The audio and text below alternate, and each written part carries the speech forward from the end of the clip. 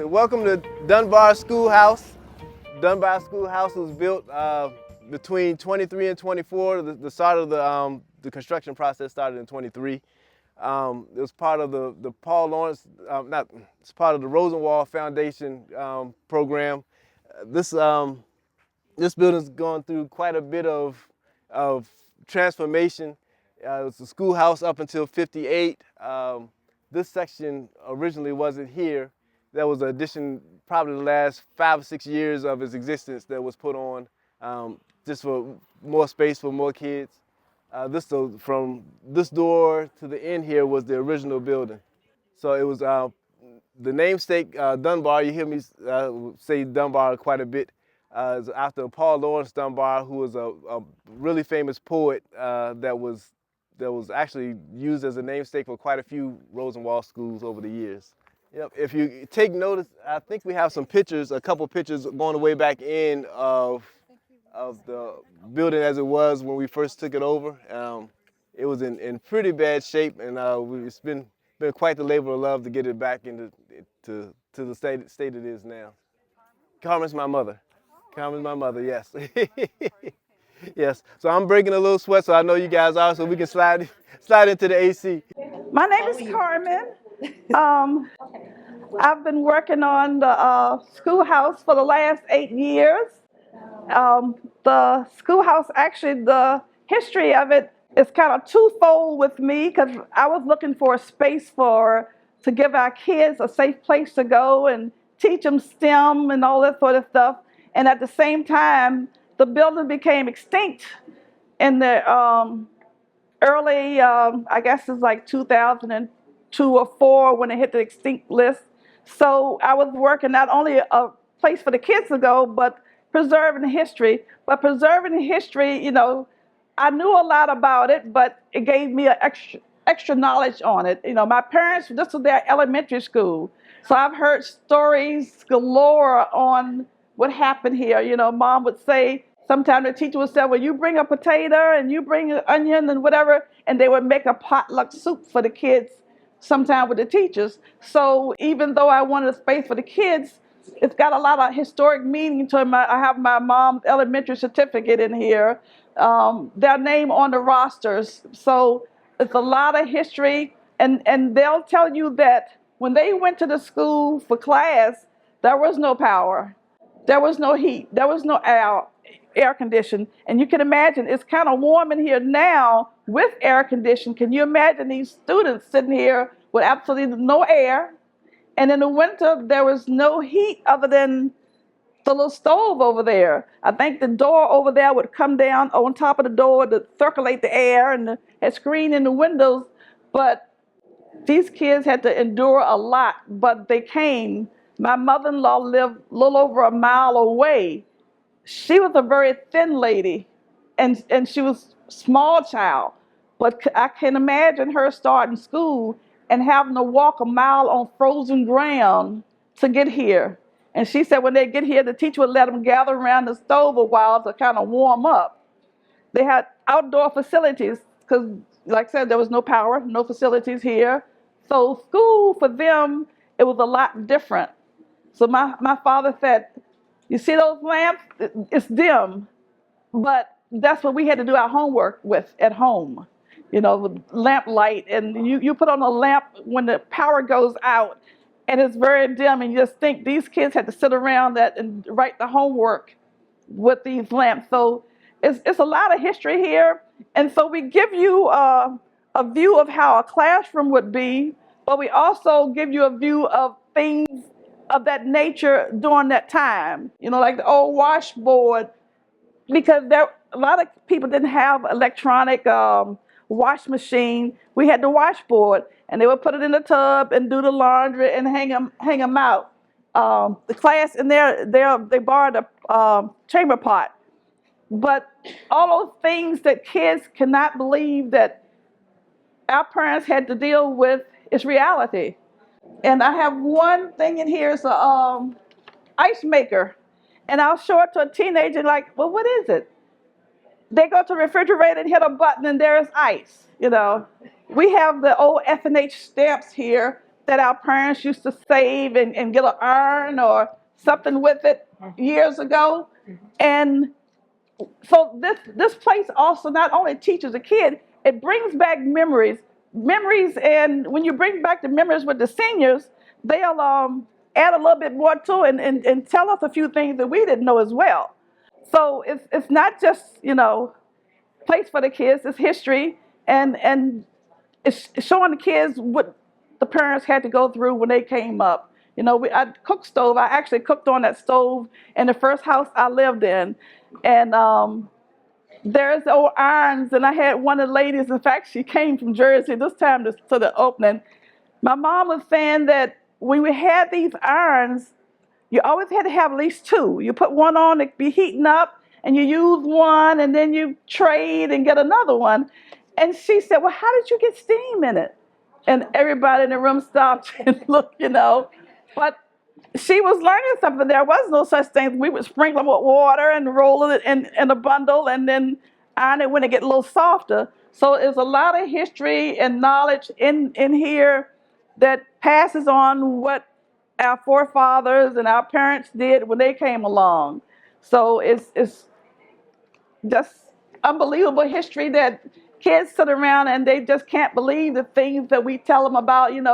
Say you got 25 degrees in here and somebody have to go to the bathroom, so they had to go out to an outhouse out there. Can you imagine that kind of life? So but this is a lot of history in here, and we're trying to pass it along, as well as teach kids STEM and introduce them to the technology of the day.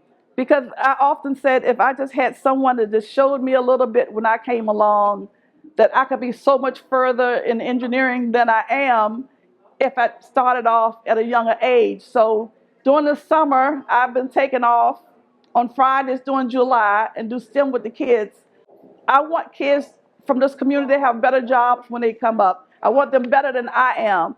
So I try to pass along, pay it forward to them so they can have a better life. It's to the point that a person in Fluvanna County that lives here and the children come along, they almost cannot afford to purchase a home here because the housing has gotten like sky high. But we also can get better jobs and try to make more money so we can afford something around here. And there's work in Charlottesville, and I want these kids to know that they can do more just to get an average job. They can be engineers and doctors, lawyers, whatever. So we start them young. One of the things we did in STEM this year was writing on cakes. And they were excited to do it. And I printed the names out. Then I printed it in script. So they were writing on cakes. I actually had cake icing and cake tips. But at the end of the day, I was really teaching them how to write their name or do script. Because when you write happy birthday on a cake, you're writing, and I printed their name out, and we used transparency film on top of it, sheet protectors, and they wrote the name, and they had to do it several times to get it nice and smooth and flowing. But at the end of the day, they now know how to write their name in script, whereas a lot of the schools are not teaching it anymore. So, that's helping the kids out. So we have fun and try to make everything we do not only fun, but a learning objective as well. So we have Miss Andrea Roberts here. She have a class. You were in it with us there. She's doing a restoration class here with UVA, and I'd like for her to explain what her part of it is.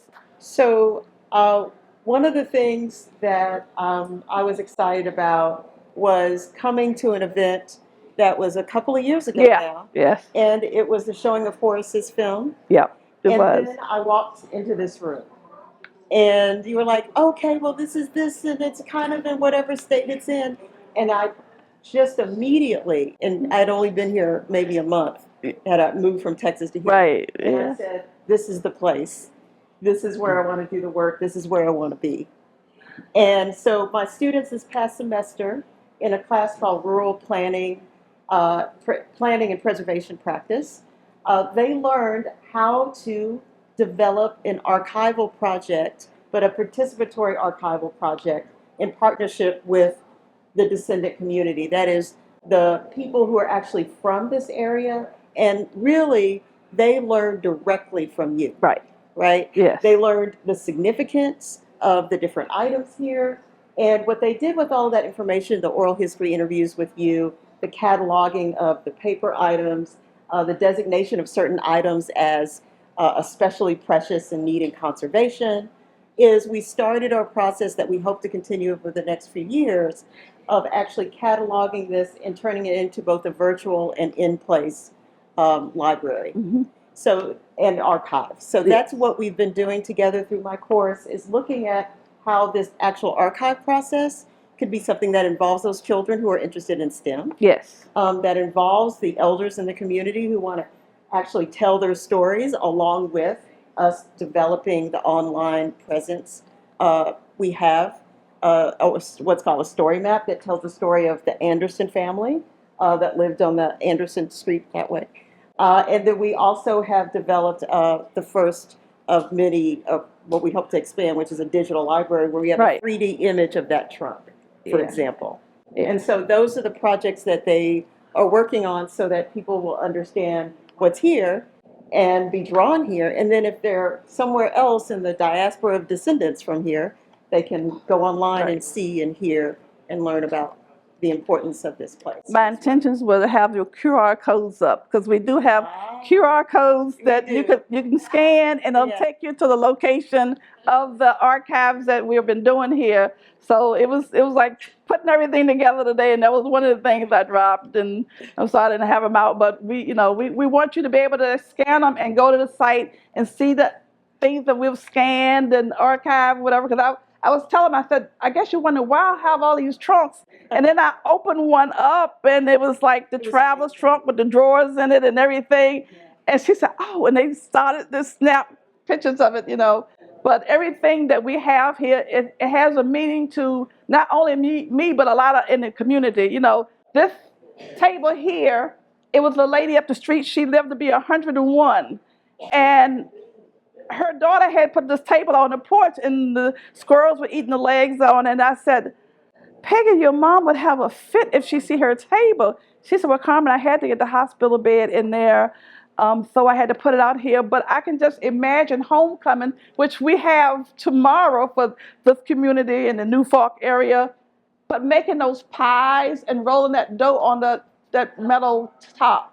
I've seen my grandmother do it and whatever, but that table was special. Then finally she said, would you like to have Mom's table? And I said, sure. So this is Miss Audrey Smith's table, but the corn grinder, I use that on the farm down the street at my father's. So it's just not collecting items. Everything in here has a meaning. Somewhere along the line, we can tell the children about it. But it's just not going to an antique shop and finding something and putting in here. So we got requests to show the corn chucker. I used this as a kid. It was my grandfather's, and Dad, it was broken, and Dad restored it. He was able to weld it back together. But we used to glean behind the combines on Bremo Plantation and get truckloads of ears of corn, and then come back to Grandpa's house, and we get this thing going, and you spin this. At the time, it was a little looser. You spin this, and then you drop a piece of corn in. It would take the grains off. We bag them, and then we take them to C Milling in Buckingham. Let's see if it works. There we go. Yep. We would take it to C Milling in Buckingham, and Mr. C would grind it down to us. And if we wanted sweet feed, for a cornmeal, well, we would do it for the animals. So if we wanted sweet feed for the horses or for the cattle, if you want sweet feed, Mr. C would add in a little molasses, and that was a treat for the horses that we had. We have our military, and most of the military, well, just about all of the military you see on the shelf, they either went to the school here or it's their children of the people who went to the school here. And I had one of them, he passed about a month ago, but he came in here and saw his picture up there, and tears rolled. He said, this is the first time I've ever seen anybody honor us as military, And so, that's, a good thing too. Miss Sadie BC, her picture over here, She was not only a teacher here, but she was the principal at one point too. But she had the local store because most of these buildings, there was a church, a store, and school right there together. But she was the principal here, but she also owned the store down the street. So it's all connected. And then she not only taught here and was a principal, she would take the young girls further to Richmond or different places to further that education. My aunt became a nurse because Miss Sadie C. took her to Richmond and got her enrolled in nursing. So even though these students went to a Rosenwald school, they took education serious. And they took it further. You see the military, and a lot of them went high in the military. A lot of them went to college, and you would think, Rosenwald School, that was the end of it. Some, of course, had to drop out and work on the farm to help out. But there were a lot of people that, and they took education serious. To walk to school in the cold like that, our kids don't even want to walk to the mailbox. It's too cold. These people walked miles to go to the school. And so education was a very important thing, and they did not take it for granted. So, but we just have some artifacts to show the kids and let them understand the life that, we live coming up so they'll know, should appreciate what they have here now because of seeing and understanding what our parents went through and how hard they had to fight to get an education. So they can see the Rosenwald schools and the desk and everything and learn the code, whatever, but also understand that they took it serious and went as far as they can with it. So you can look around the building. We've been trying to make it recreational for the community. We're in the process now with Centennial Martha Jefferson. We've got a grant to make a walking trail here for seniors or whoever wants to come and park and walk the trail to keep them off the highway. It's too busy and dangerous on the highway. Centennial is also paying for on Saturday morning yoga free to anybody that come from 9:30 to 10:30 on Saturday mornings to get people up and moving in better health. A lot of people retire and they got a cane and then a walker because you're not as active. So every Saturday morning there's yoga here free to whoever shows up, and we're just looking to expand that as much as possible. So let Dunbar continue to make history. It's a historical building, but we want to continue to make history with it and have communities, because out in Fork Union, I don't know what the difference is, but we have walking trails in the northern part of the county, dog trails, all that sort of stuff, but nothing is happening in the southern part of Fluvanna. But it doesn't mean we can't have it. We just got to pull together and do it ourselves. We can have some things in Fork Union, and if it takes my last penny, I'm determined to make it known and pull people together so our kids can grow up and have something in Fork Union as well. So hope you enjoy yourself. Thank you for coming. Yes, yes. You look around. We've done a lot of work. We got some pictures of how the school used to be. But we still have a lot of work to do. So if you look around back and see lumber and saws and stuff, we're still trying to improve the school day by day, little week by week. So enjoy yourself. Look around all you can. You go out on the back deck. We'll put a deck out back and sit out there and room for kids. But come back and see us, and see the progress. And that's my father on the carriage over there.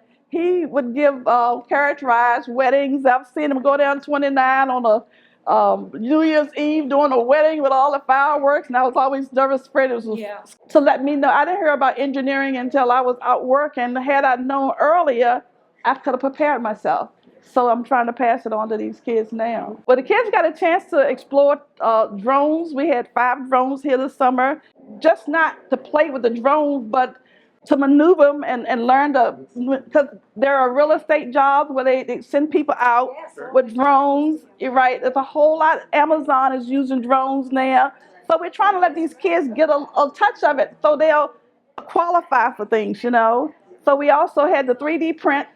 And because on my job, we're 3D printing all the time. So what I want to do is teach these kids to 3D print. Yeah. And then we have a CNC machine back there. We get it so we can get these kids going early. And we've been really, really blessed to have been a part of some of the preservation work that's already ongoing here.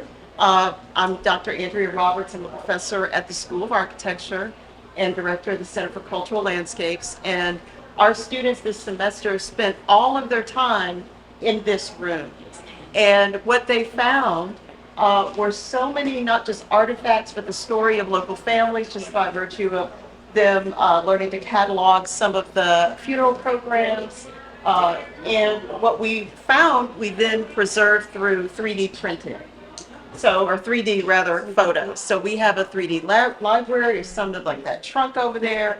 And our hope is to continue to support the community in using this as a hub to do some of that preservation work, so that it's not just coming here to see things, but also the world can go online and see the wonderful artifacts that are here.